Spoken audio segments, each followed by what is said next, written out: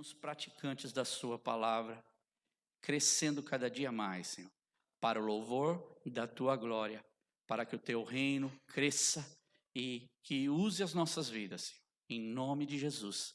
Amém. Amém. Bem, a gente hoje começou com um desafio, não foi? Nós começamos com aquele pedaço da música em inglês, né? Bem difícil, né? Falar aquelas palavras. Só que eu queria fazer um outro desafio com você hoje. Qual é o tema que nós estamos falando? Sobre o que nós estamos falando? Sobre o Salmo 23. E a gente tem praticamente, acho que todo mundo sabe de cor o Salmo 23, não sabe? Mais ou menos? Precisa orar o Salmo 23 para você ter de cor? Algumas pessoas vão, né? Mas hoje eu não queria falar o Salmo 23 de cor. Eu queria ler o Salmo 23 em inglês hoje com todos vocês. Vamos? Vamos ler o Salmo. Eu acho belíssimo, e o Marcos fez a canção exatamente em cima do Salmo 23 em inglês. E eu gostaria que você, do teu jeito, você lesse junto comigo. Cadê aqui? Ele acho que vai estar colocando na tela. Tá bem fácil, não tá? Então que nós possamos ler junto, ok? Vamos lá? Os mais novos têm facilidade para ler, né? Não tem problema nenhum de ler. Mas para nós já é mais complicado, né, Lu? Mas para você não, Lu? Então tá bom, perfeito. Mas vamos lá. Então, vai lá. The Lord is my shepherd.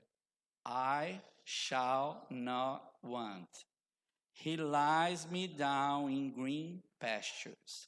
He lead me beside still waters. He restore my soul. He leads me in paths of righteousness for his name's sake. Even though I walk through the valley of the shadow of death, I will fear no evil, for you are with me.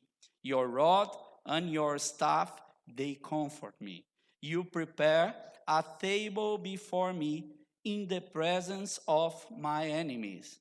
You anoint my head with oil. My cup overflows. Surely goodness and mercy shall follow me all the days of my life, and I shall dwell in the house of the Lord forever. O Senhor é o meu pastor e nada me faltará. Deitar-me faz em verdes pastos, guia-me mansamente às águas tranquilas.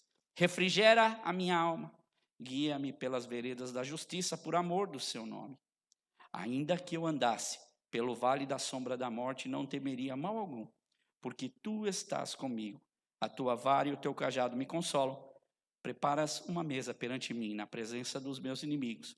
Unges a minha cabeça com óleo. O meu cálice transborda. Certamente que a bondade e a misericórdia me seguirão todos os dias da minha vida, e habitarei na casa do Senhor por longos dias. Que salmo lindíssimo. Seja no inglês, seja no português, eu acredito que seja na língua em que ele foi traduzido. Suas mensagens, aquilo que é falado para nós é algo que fala no profundo do nosso coração. E não é só por isso que eu não sei mais ou menos quantas semanas nós estamos falando sobre o Salmo 23. Acredito que mais de 9 ou 10 semanas. E a gente está no versículo 5. E eu acredito que cada culto nós temos aprendido bastante sobre esse salmo, porque é grande o seu contexto, é grande as mensagens que estão dentro, dessa história, desse cenário tão bonito. Então hoje nós vamos continuar falando. Preparas uma mesa perante mim na presença dos meus inimigos. Unge a minha cabeça com óleo e o meu cálice transborda. Se você está bem lembrado, na semana passada nós falamos sobre o quê? Unges a minha cabeça com óleo, e eu falei que tinha duas interpretações, assim como preparas uma mesa perante mim na presença dos meus inimigos. Haviam duas interpretações que são interpretações comuns da gente estudar, por exemplo, quando você vai fazer um curso. Então, muitos pendem para um lado, muitos pendem para o outro, mas a mensagem, ela é intocável. A mensagem que se tira, ela é maravilhosa, e é uma grande lição, independente do cenário que são possíveis dentro disso.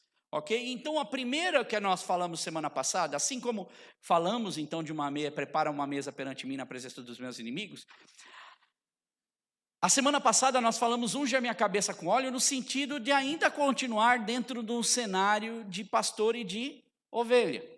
E eu acho que você lembra bem, eu não sei se dá para colocar um pouco só a introdução do que nós falamos, que é a ovelhinha. Não é a Dolly não, mas é a ovelhinha. Deixa eu ver se vai entrar. Não, o próximo. Essa.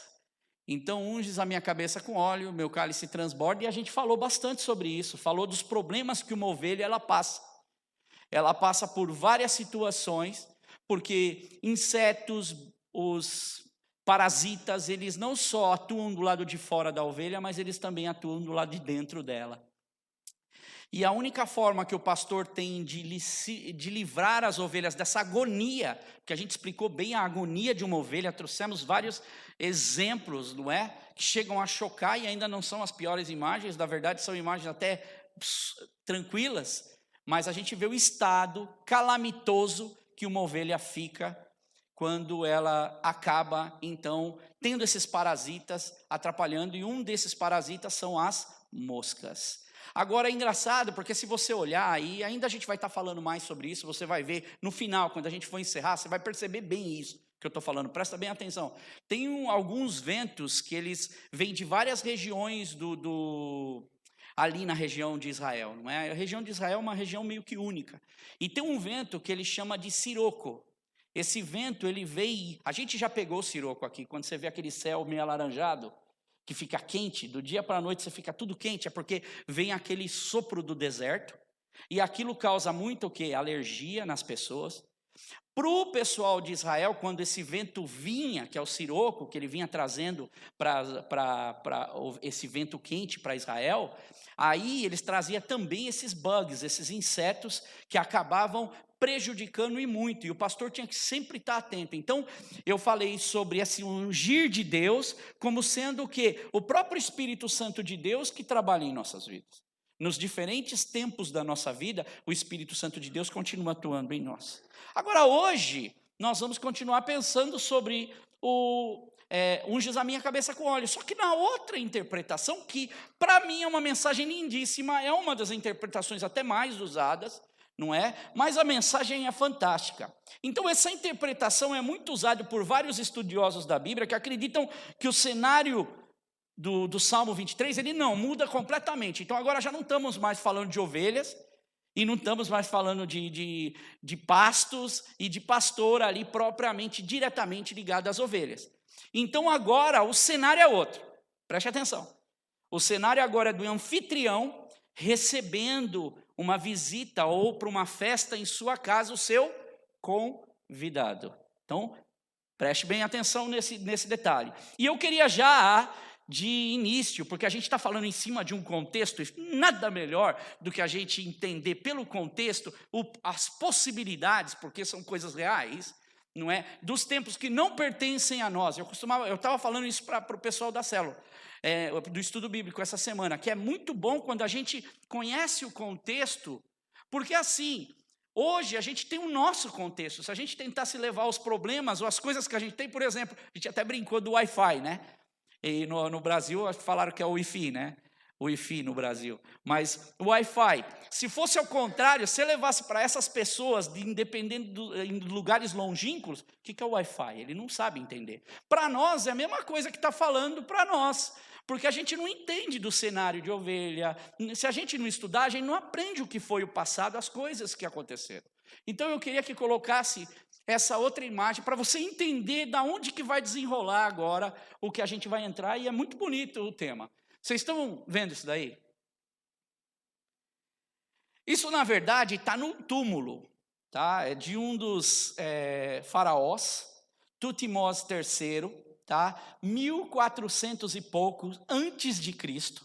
Agora, o que é interessante, porque a gente está falando de cultura da época. Então, isso aí é época lá do tempo de Moisés, é coisa longínqua. Mas já se era costume, eles utilizam, hoje você vai lá e pega, por exemplo, os frascos de perfume e você...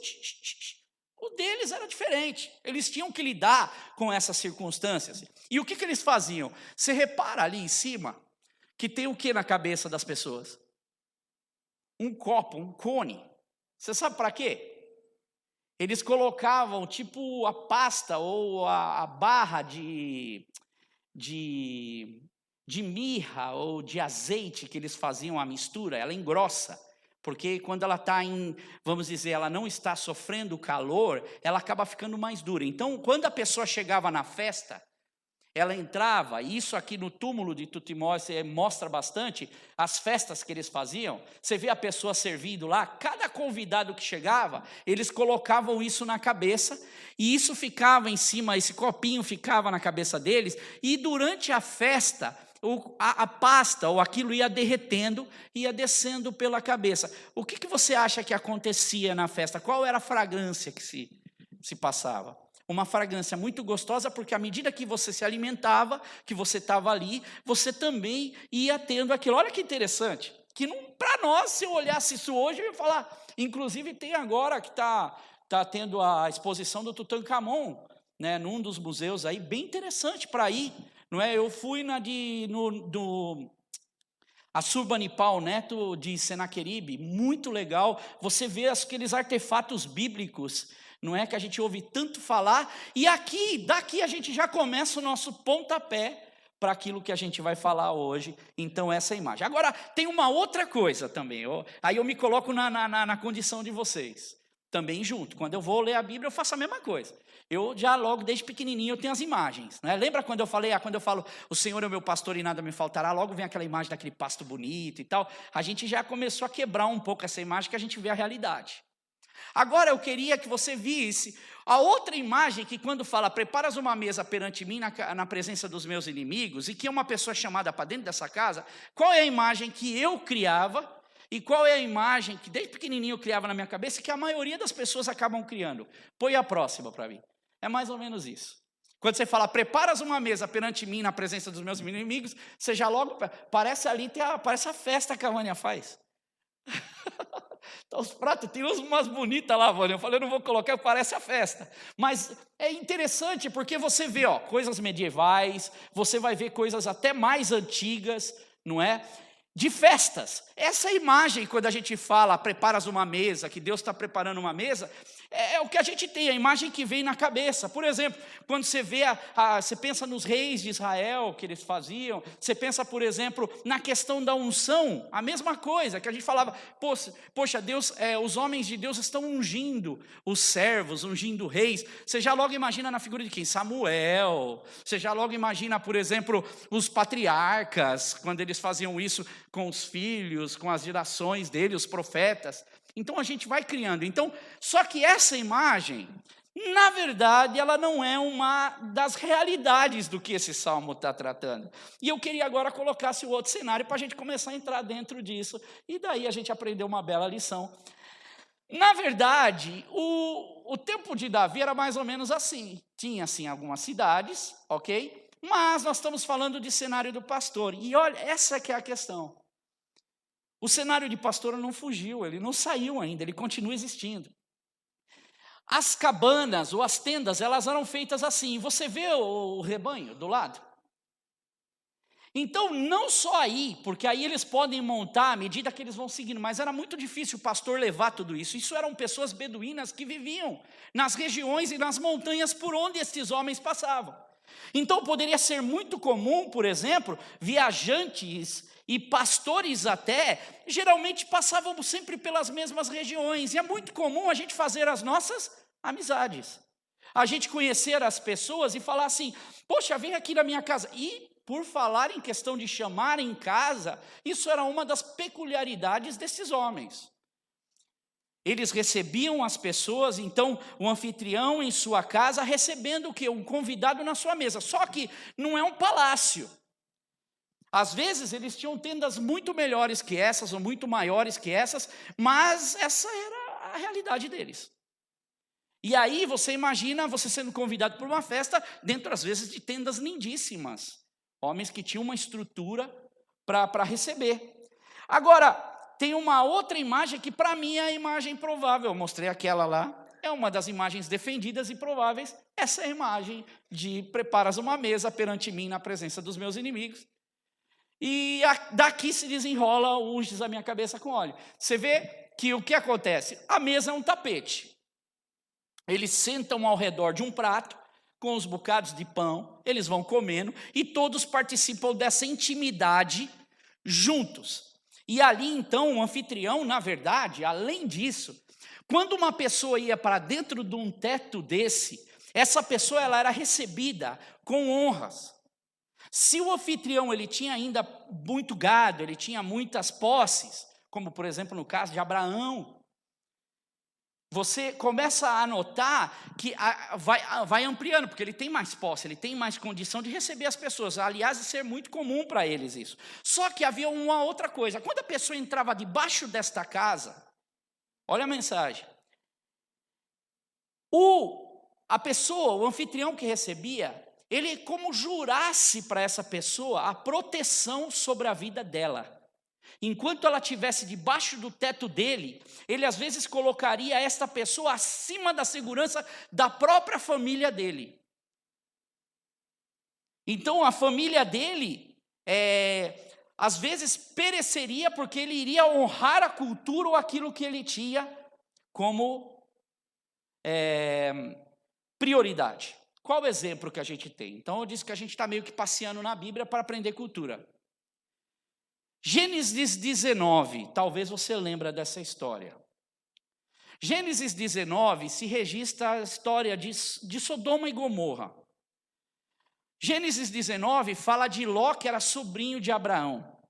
E o que acontece? 2 anjos vão visitar Ló, para tirar Ló de lá e com a sua família. E quando os anjos chegam, eu vou ler para você entender um pouco a história, eu vou tentar ser bem breve, para você entender o quadro do que a gente está falando. Ló estava sentado na porta da cidade, quando ele avistou estes homens chegando, e ele, olha só, a reação deles, ele levanta e vai lá para recebê-lo. Aí Ló, ele se prostra em terra na frente desses anjos, que eram homens, eram varões, e ele fala para esses homens, então, meus senhores, me acompanhem aqui o teu servo até a minha casa, e lá vocês poderão, presta atenção, lavar os pés, passar a noite, e pela manhã vocês vão seguir o caminho. Aí os anjos falaram para ele, não, os varões falaram para ele, não, a gente fica aqui na praça mesmo, porque os anjos, o objetivo deles era outro. Só que aí, Ló insiste tanto com eles, que eles acabam indo para a casa de Ló. Então eles vão para dentro da casa de Ló. Só que quando eles chegam lá, a Bíblia diz que Ló mandou preparar uma refeição, assar um pão sem fermento, e eles comeram. Eram homens desconhecidos, mas quando ele viu, isso é uma coisa cultural deles. Só que a história não para por aí. Quando eles entraram em casa, a população de Sodoma era uma população perversa, de má índole. E eles começam a ir à porta de Ló e falam, manda esses homens para fora porque a gente quer ter relação com eles. Era uma nação perversa ao ponto do próprio Deus falar, não, vai destruir. E aí então veja a reação de Ló. Então Ló ele faz o seguinte, ele chega e fala, meus amigos, não façam tal perversidade, meus vizinhos. Com isso. Só que ele faz uma coisa antes, os homens estão para dentro da porta, ele fecha a porta para trás de si, são detalhes que a Bíblia dá que eu acho fantástico. E ele sai para fora e deixa os anjos dentro da casa e ele fala, não façam isso. E agora vem uma das questões que muitas pessoas discutem, que é uma loucura. Mas quando eu começo a entender a cultura da época, fica fácil de eu analisar um texto. E aí Ló fala o seguinte, olhem, eu tenho aqui na minha casa 2 filhas, e eu dou ela para vocês fazer o que vocês quiserem. Que absurdo na nossa geração fazer, mas nós estamos falando de cultura. Quando a gente entende a cultura, fica mais fácil da gente analisar o que os textos bíblicos estão dizendo. Já não parece tanta loucura no caso de cultura. Para nós choca. Só que ele coloca o quê? A segurança daqueles homens acima. Só que o versículo, no mesmo versículo, na sequência do versículo, ele dá o que passa dentro da cabeça dele. Ele diz o seguinte, mas não, eu dou as minhas filhas para vocês, façam o que vocês quiserem, mas não façam nada a estes homens, palavras de Ló, porque se acham debaixo da proteção do meu teto. E aí a gente sabe da história, né? Que aí os anjos falam, chega de conversa, vai, puxa, não é? Puxa a loja, na hora fecha a porta, os homens são atacados de cegueira, eles ficam cegos, e a gente sabe que a mulher dele no futuro vai virar estátua de sol, mas não é esse o texto. Mas deu para entender o coração e a forma que essas pessoas elas recebiam? Então, além da proteção, então nós falamos já algumas coisas de cultura, mas além da proteção, o anfitrião hospitaleiro também era generoso. E ele dava comida e colocava essa comida na mesa em abundância. Era uma mesa farta. Tá? Na cultura agora do Oriente Médio, e é isso que eu quero também mostrar para vocês, para a gente entender, e a gente mata a mensagem, porque fica muito claro de entender ao que Davi está colocando na mente dele, sendo para as ovelhas ou sendo para o anfitrião recebendo. Na cultura do Oriente Médio, quando a gente conhece isso, a gente começa a fazer algumas diferenças. Quer ver uma coisa? Eu já morei aqui na Inglaterra, morei na Itália um tempo e morei em Portugal. E conheci pessoas de outras nações. E aqui em Londres, se uma pessoa vai te visitar na sua casa, geralmente se é seu amigo, beleza, mas geralmente ninguém tem o hábito de chegar de surpresa, de supetão. Todo mundo marca, avisa e vai na casa para comer. Existem algumas culturas que eu já fiz parte, que eu já estive com essas culturas, que é assim, ele convidou, ele e o marido, por exemplo, é o casal, e ele convida o outro casal para ir na casa. Vamos supor que esse casal está com um amigo na casa e leva a quinta pessoa, ou seja, mais uma pessoa. Quando você chegar na mesa daquela pessoa, eu já experimentei isso, já vi isso, vai ter na mesa 4 pratos, porque os convidados eram 4 pessoas, 2 da casa e mais 2 de fora. Na Itália, quando eu morei na Itália, a comida era feita na conta. O que sobrava era alguém mais quer um pouquinho, tipo, mas não dava para rapar mais muita coisa não. Coisa nossa do brasileiro que a gente faz um monte, era na conta.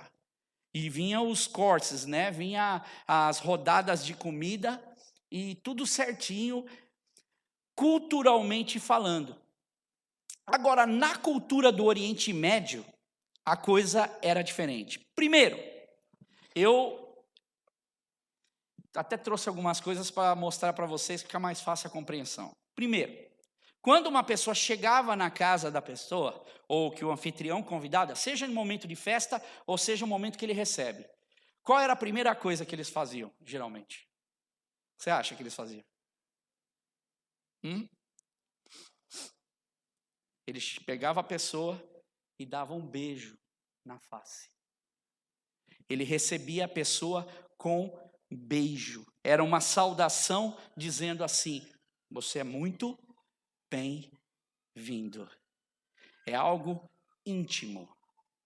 Segundo, além dele receber com um beijo na face, tinha uma outra coisa que eles faziam. Se a casa era pobre, ele dava o quê? Uma bacia com água e a pessoa lavava os seus pés. Se a casa era uma casa que tinha servos, quem fazia essa tarefa? Os servos. Então era muito comum as pessoas de longas viagens, os pés, porque andavam com sandálias, não é tênis da Nike, não é o que a gente tem as botinhas da Timberland, que a gente tem no frio, as coisas eram diferentes. Agora você imagina você andar numa estrada onde passam os animais e fica sujeira por todo lado dos animais e você está andando junto ali. Imagina o cheiro gostoso que deve ficar as sandálias dos seus pés. E então, quando a pessoa entrava na casa, era um tipo de purificar, de se lavar, da pessoa sentir bem. Porque quando eles sentavam nas mesas, por exemplo, para comer, não é como a mesa nossa, que a gente senta certinho assim na cadeira, a gente senta na cadeira e a gente come assim. Mas eles sentavam como? Virados para a mesa, o pé ficava do lado de fora. Devia ser desagradável. Então, o que eles faziam? Eles davam como sinal do quê? Você está entrando na minha casa, você vai se purificar, você vai estar lavando, você vai se sentir melhor. Agora, não parava por aí. Quando a pessoa também era convidada, eles geralmente colocavam, e aí é que entra a questão da outra visão ou da outra interpretação.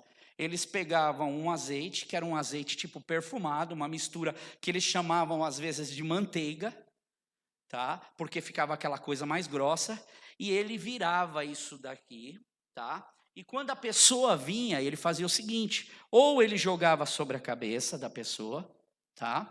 Ou ele pegava e colocava e passava pela testa da pessoa, ok? E nas mãos da pessoa. E esta pessoa, então, o que ela fazia? Ela pegava e ela colocava esse azeite e passava na onde? No rosto. E ela passava isso às vezes na mão, no braço, ou era escorrido, e ela já automaticamente passava no rosto a mão com o azeite. Para quê?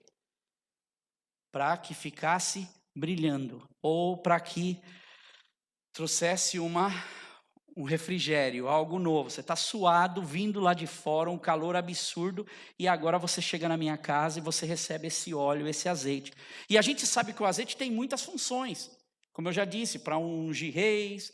O azeite, por exemplo, era usado, a Bíblia trata do azeite para o quê? Lamparinas. As virgens tinham que ter o quê? O azeite nas lamparinas, para manter a lamparina acesa. Então, aplicar aqui, a mensagem é a unção, unges. Agora, a gente como cristão, a gente tem uma certa questão daquela, sabe, religiosidade? Aí você falou de unção, você já logo pensa, é um homem ungido de Deus. Não, aqui é uma palavra unção, é um termo muito comum para a vida deles cotidiana.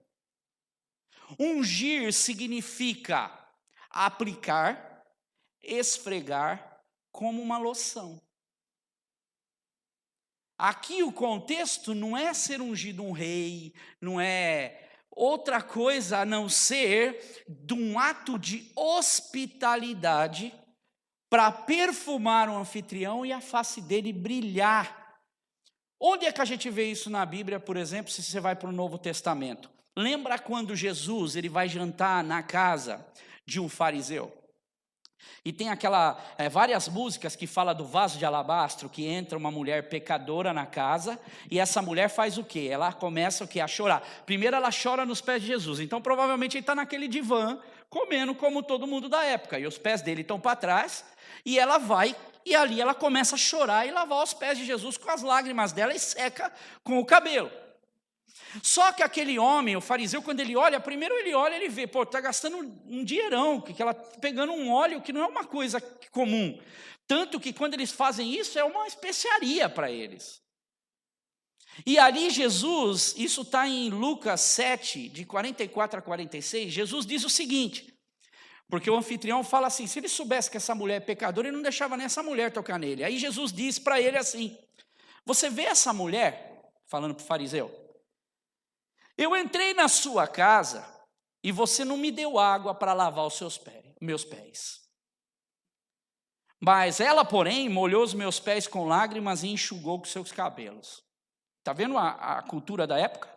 Depois, o versículo 45 de Lucas 7, ele diz assim, você não me saudou com um beijo, mas esta mulher, desde que eu entrei, não parou de beijar os meus pés. A outra coisa, você não me ungiu a minha cabeça com óleo, mas ela derramou perfume nos meus pés. A cultura da época é essa. Esse ato de hospitalidade, dizer que a pessoa, você é muito bem-vindo. E em Salmos, que eu queria colocar isso aqui para ficar fácil para a gente entender um pouco mais. Salmos 104, versículo 13 e 15. Olha o que fala, dos seus aposentos celestes, ele rega os montes, sacia a terra com o fruto das tuas obras, falando de Deus. Ele faz crescer o pasto para o gado, as plantas que o homem cultiva, para da terra tirar o alimento. Agora olha o que ele diz no resto. O vinho que alegra o coração do homem, o azeite que faz o quê? Brilhar o rosto, e o pão que sustenta o seu vigor. Agora, irmãos, resumindo tudo isso que a gente aprendeu. Lembra que eu falo? No final eu falo assim, não é exatamente o que o Espírito Santo de Deus faz com a gente? Da outra vez a gente viu a ovelhinha sofrendo e o Espírito Santo de Deus traz o quê? O óleo, o azeite, para nós como ovelha ele traz o quê? O alívio, o refrigério. Aqui o Espírito Santo novamente traz o refrigério e a hospitalidade de Deus que nos abraça. E torna a nossa face e dá à nossa face um brilho especial. Um brilho diferente daquele brilho que às vezes você está andando e as pessoas chegam assim e falam assim, puxa, mas você tem algo diferente, eu não sei dizer o que é. Eu sei. É o Espírito Santo de Deus. Esse frescor, esse revigorar, esse sermos cheios do azeite e do poder de Deus, aonde o Espírito Santo de Deus nos conforta, nos honra, nos dirige, nos guarda e traz esse refrigério em meio às dificuldades e os tempos da nossa vida. Agora fica fácil de compreender para a gente encerrar o versículo 5, porque com tudo isso que eu sei que Deus ele faz por mim como ovelhas do seu rebanho, Ele unge a minha cabeça com óleo e o meu cálice ele transborda. Davi ele sabe muito bem da abundância do pastor da sua vida, do pastor da sua alma.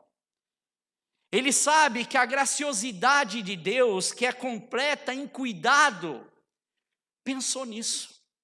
Pensou que eu entro dentro dos seus átrios, dentro da sua casa, do aconchego do lar de Cristo, e eu preciso dessa unção de Deus na minha vida e desse refrigerar para mudar o meu contexto de quem eu sou. Porque desse jeito que eu sou, fica impossível de eu conviver dentro e debaixo da casa de Deus. E para mim aqui fecha bem essa questão. Eu queria que colocasse a próxima, que é a chamada para o que eu vou falar agora. Está vendo? Ambas as interpretações falam da abundância, porque quando eu tenho a abundância do pastor cuidando da minha vida, eu tenho a abundância quando eu sou convidado para uma casa. Eu tenho a satisfação de ser bem recebido, eu tenho como ovelha a satisfação de ser bem cuidado. E eu tenho a alegria, porque um refrigério novo acontece na minha vida. Isso tem acontecido com você? Em meio às grandes dificuldades dos tempos que você tem vivido, você tem vivido isso? Agora, eu quero voltar um pouquinho na primeira interpretação, porque não acabou ainda a primeira interpretação. E para mim, acho que fecha com chave de ouro. Lembra que eu falei das dificuldades nos seasons, ou seja, nas estações da nossa vida, que eu falei do tempo, inverno, verão? Lembra que no verão os insetos eles vinham, as moscas eram um problema? Só que no inverno as moscas vão embora. Aliás, aqui acontece muito, você já não vê nem mais formiga no chão. Some tudo. Por causa do frio. E quando o inverno chegava, os problemas do pastor não acabavam. O problema das ovelhas não acabavam. As ovelhas entravam num período hormonal do acasalamento. E os hormônios, eles estavam em altas, ou seja, os hormônios estavam à flor da pele, no caso das ovelhas, a flor do pelo, né? E os machos, eles queriam se mostrar para as fêmeas. Então o pastor tinha lá, perto do seu rancho, já as fêmeas estavam lá. E ali eles dizem que o pescoço da ovelha até engrossa um pouco, do cabrito engrossa um pouco, porque eles entram nesse período de combates, verdadeiras amostras do poder dele para chamar a atenção da ovelha. E então o pastor ele utiliza um remédio fantástico, aliás, o mesmo remédio. Ele pega essa pasta de azeite, essa graxa, e ele aplica na cabeça dos carneiros. Ele aplicando essa pasta na cabeça dos carneiros, quando eles se chocam, o próprio Philip Keller ele diz que era até engraçado, porque parece ficar cômico, porque quando eles se chocam não há atrito, um acaba indo para o lado, um vai para o lado, o outro vai para o... E eles acabam se cansando, porque eles não conseguem se chocar, o atrito se vai. Reduz-se o atrito, reduz-se a tensão e reduz o estrago, dizia Philip Keller. O Espírito Santo de Deus, quando está na nossa vida, essa necessidade nossa como cristão de entender e pedir: Espírito Santo, enche a minha vida. Eu preciso do Senhor para a minha caminhada diária com Deus. Lembra do episódio lá de Filipenses, quando Paulo, um homem usado por Deus, ele sabe que havia necessidade da unção do Espírito Santo, e sendo usado como pastor de Deus para a vida das pessoas, o que ele fala? Ele manda a carta de Filipenses, ele escreve o seguinte, no capítulo 4, de 1 a 5, ele diz assim: portanto, meus irmãos, a quem eu amo de todo o meu coração e tenho saudade, vocês são minha alegria e a minha coroa, é quando ele escreve lá. Permaneçam firmes no Senhor, ó amados.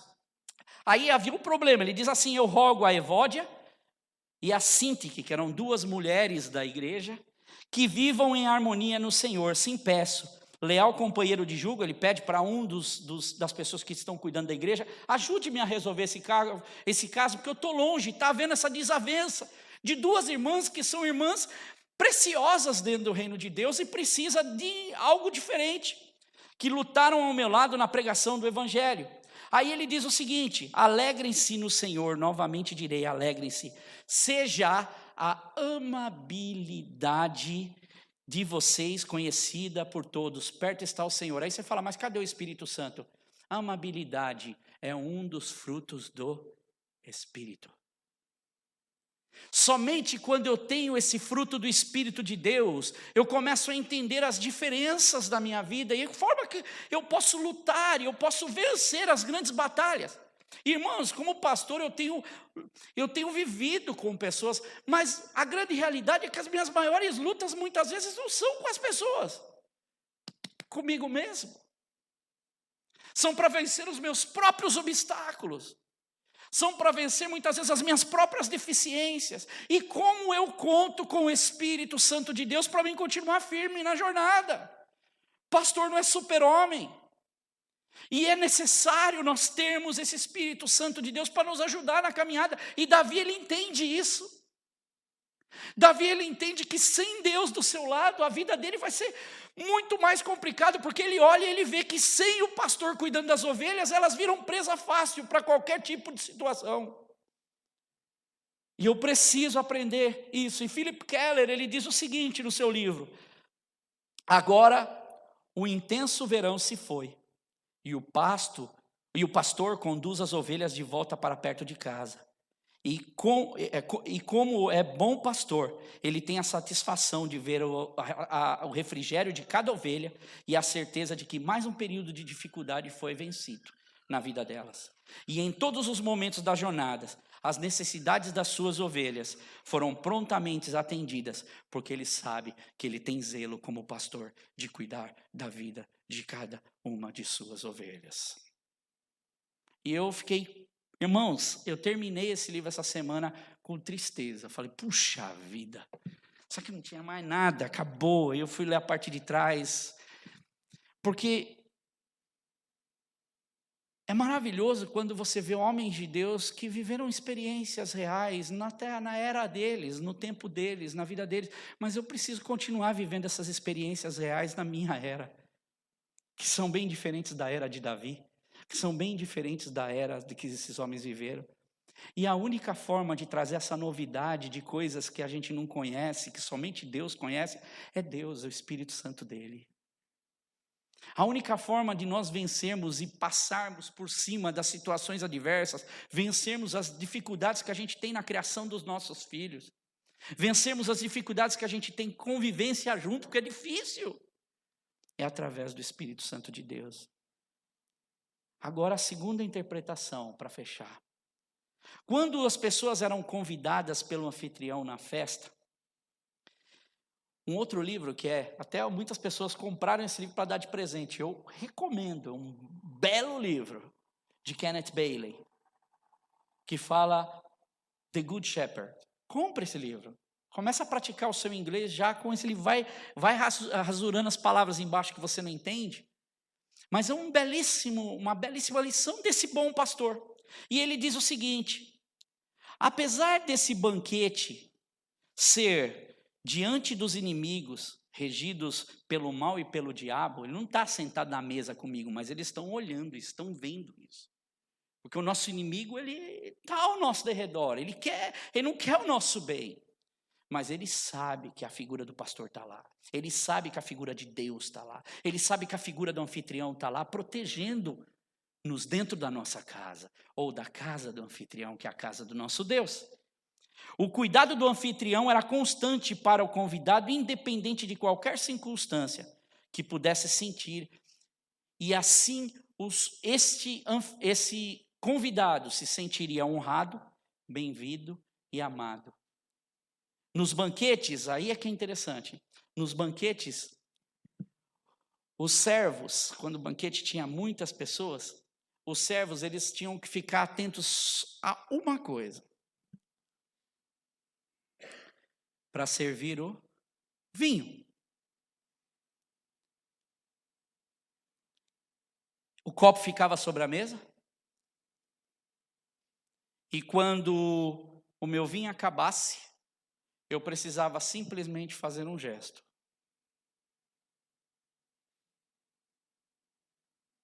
Os servos vinham com a jarra e enchiam o copo. Se eu bebesse e o meu vinho, a minha bebida acabasse,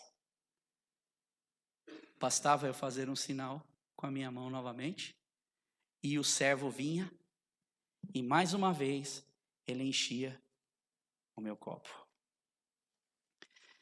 E eu encerro com uma citação de George Lamsa, que é um outro escritor. E ele diz o seguinte: ele diz que ele já morou nessa região. Ele diz que havia um ditado que eles diziam assim: eles têm tanta manteiga de óleo, ou seja, tanto azeite, que eles até podem se banhar nele. A gente tem isso, né? Vou deitar no leite, né? Ou naquilo que tem. Portanto, dessa mesma forma, o meu cálice transborda é simbólico para a abundância de Deus na minha vida. Os homens ricos, eles enchiam os pratos e os cálices, vindo até a borda. A comida deve cair sobre a lateral do prato para mostrar que havia muita comida. E as bebidas, elas deveriam ser servidas até que ela se esparramasse por fora do copo, para mostrar que o servo ou a pessoa convidada, ela estava sendo bem servida. E isso significa para aquele anfitrião de que as suas ovelhas, o seu rebanho, as suas posses eram suficientes para suprir a necessidade de seus convidados. Mas por outro lado, Lamsa lhe diz, quando a comida era escassa, quando a bebida era escassa, até os convidados se recusavam de comer aquela comida para que não fizesse falta. E essa é a pergunta. Como que está o seu copo? Transbordando? Mesmo no período difícil? Que você está viajando e você entra na casa de Deus? Ou o seu copo, como muitas pessoas eu já ouvi falar, só vaza? Tem um furinho em algum lugar. Ou o meu copo, ele não está cheio, ele está meio cheio, está vazando. Quando a gente fala em relação ao Espírito Santo de Deus, e quando eu aprendo, por exemplo, como Davi, depois dele olhar e ver os pastos verdes que ele conduziu todo o rebanho, depois dele olhar dentro da jornada dele que ele poderia entrar e ter as pessoas recebendo bem, e ele vendo o cuidado de Deus na vida dele, ele tem todo o direito, ele tem todas as certezas de dizer: o meu cálice transborda. Em toda e qualquer circunstância da sua vida. O vale, passei. Pastor, proveu campos verdes para mim. O hospitaleiro, o anfitrião, Ele espalhou uma mesa e supriu a necessidade, ainda me deu azeite para que a minha face brilhasse no meio da dificuldade e do suor da vida. E Ele ainda me recebe com um beijo, com seu cuidado. E agora nós podemos falar muito bem dos últimos que faltam, que é a bondade de Deus e habitar na casa do Senhor. Irmãos, fica aqui a pergunta para a sua meditação, depois de você entender, eu acho que ficou bem claro. Nós temos todos os motivos para termos o nosso copo cheio, transbordando, vivendo essa experiência com Deus. E se isso não tem acontecido,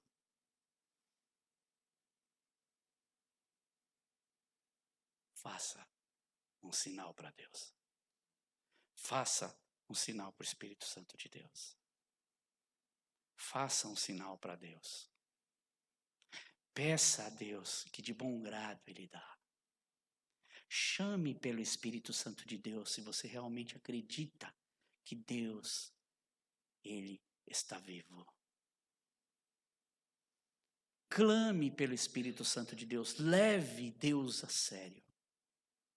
E viva um Deus sério na sua vida. Feche os teus olhos. Senhor, eu quero te agradecer, Senhor, pela riqueza que a gente aprende cada dia mais nas suas palavras, Deus. Como nós podemos crescer, como nós podemos aprender com esses homens de Deus e tantos outros que trazem tantas riquezas para a nossa vida. Deus, obrigado pela tua palavra, Senhor.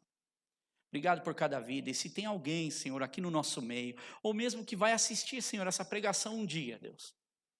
Pai, que o Senhor possa estar tocando neste coração, Deus. Que o Senhor possa, Senhor, ver essa vida perambulando por esse deserto. E o Senhor possa convidá-la para entrar dentro da sua casa, Deus. E possa, Senhor, trazê-la, Senhor, um refrigério, Senhor. Pai, com o seu beijo, Senhor. Pai, com o seu lavar de pés. E, Senhor, com o azeite que refrigera e refresca no Senhor. Pai, da intensidade dos problemas da vida, Deus.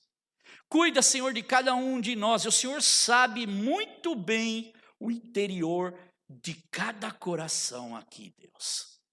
O Senhor sabe cada necessidade, cada dificuldade e também dos nossos problemas, aonde, Senhor, Pai, temos falhado contigo, que o teu Espírito Santo venha nos completar, Senhor. Se há alguém desanimado no nosso meio, Deus, nós não temos motivos para andar desanimado, mas temos todos os motivos, Senhor, para saber, Senhor, quem tem cuidado de nós, Deus. E eu te peço, Senhor, cuida das nossas famílias, cuida dos nossos filhos, Senhor. E mostra-nos, Senhor, realmente, Senhor, cada dia mais a tua glória e as experiências que nós podemos ter com o Senhor na nossa vida. Abençoa, Senhor, os meus irmãos. Abençoa a minha vida. Cuida, Senhor, de nós, Senhor. Cuida dessa igreja, Senhor. Desde o Senhor do mais pequenino até o mais velho, Deus. Cuida das nossas atividades. Cuida dos nossos afazeres, Deus. E nos ajuda, Senhor, no nosso dia a dia. Protege-nos e livra-nos do mal, Senhor. Prepara, sim, Senhor, uma mesa, Senhor, perante, Senhor, Pai, os nossos inimigos, que são tantas situações que se levantam contra nós. Vem e unja, Senhor, a nossa cabeça com óleo, Senhor. Muda a nossa fisionomia, Deus. Traz de volta o sorriso para nossos lábios, Deus. Para o nosso rosto. E que eu possa dizer, o meu cálice transborda, Senhor. Porque a abundância do Senhor está sobre a nossa vida. Isso é o que nós queremos. Porque é isso que realmente nós precisamos. No nome de Jesus. Amém. Amém. Bem, eu queria já